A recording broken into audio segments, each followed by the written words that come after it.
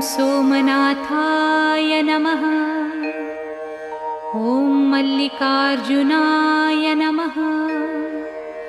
ॐ महाकालेश्वराय नमः।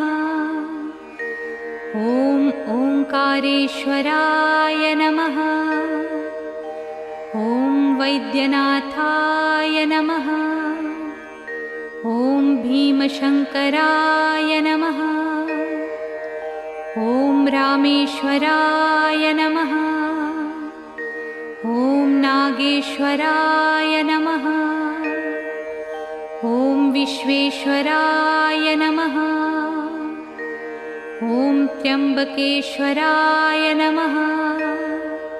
ॐ केदारेश्वराय नमः। ॐ घुस्मेश्वराय नमः। ॐ